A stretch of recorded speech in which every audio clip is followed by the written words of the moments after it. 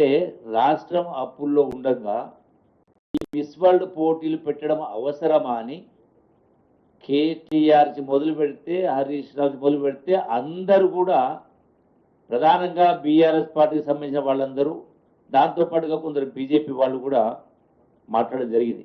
ప్రధానంగా BRS party ఏమని 200 కోట్ల రూపాయలు ఖర్చు అయ్యే కార్యక్రమం పెడతా ఉన్నారు. ఒకరికేమో జీతాలు చెల్లించలేకపోతా ఉన్నారు, ఇంకో దిక్కేమో 200 కోట్లు 200 మించి 250 కోట్లు ఖర్చు పెడతా ఉన్నారని మాట్లాడడం జరిగింది. అసలు వాస్తవం ఏంది? మొత్తం అయినటువంటి ఖర్చు సుమారుగా 31 కోట్ల రూపాయలు, టోటల్గా అరౌండ్ 31 crores.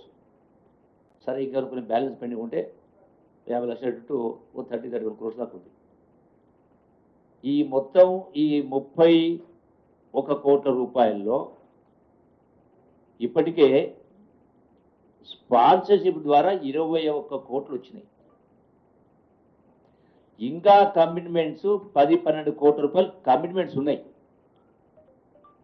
అవి ఇంకా రావాల్సింది, వస్తాయా రావాలి secondary issue. But commitments promises ఉన్నాయి.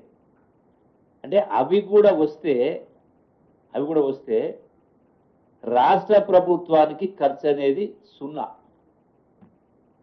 పోనీ రేపు వస్తాయా రావా అనేది పక్కకు పెడితే, ఎన్ని రోజులు వస్తాయని పక్కకు పెడితే, ఈ రోజు లెక్క ప్రకారం చూసుకుంటే కూడా, ఈ యాజ్ ఆన్ టుడే లెక్క ప్రకారం చూసుకుంటే కూడా 21 కోట్లలో మళ్ళీ 3 కోట్ల రూపాయలు సుమారుగా ఆ యొక్క మిస్ వరల్డ్ లిమిటెడ్ కోసం వాళ్ళ కోసం ఖర్చు పెట్టాల్సి వచ్చింది. చివరి నిమిషంలో ఇది ఫెయిల్ కావదని కింద వాళ్ళు ఆర్గనైజ్ చేసుకోలేని పరిస్థితి వస్తే, సో వాళ్ళ ఫండ్స్ వాళ్ళు ఆర్గనైజ్ చేసుకున్నారు స్పాన్సర్ ద్వారా.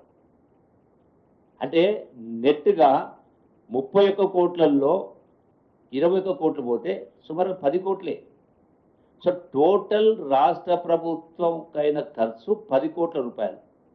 ఇది కూడా సబ్జెక్టు కండిషన్ ఏమంటా ఉన్నా, రాష్ట్ర ప్రభుత్వానికి మా అధికారుల ద్వారా, టూరిజం డిపార్ట్మెంట్ అధికారుల ద్వారా స్పాన్సర్షిప్ కమిట్మెంట్ చేసిన వాళ్ళు అవి కూడా ఆ డబ్బులు వచ్చేస్తే ఇది కూడా ఖర్చు లేదు.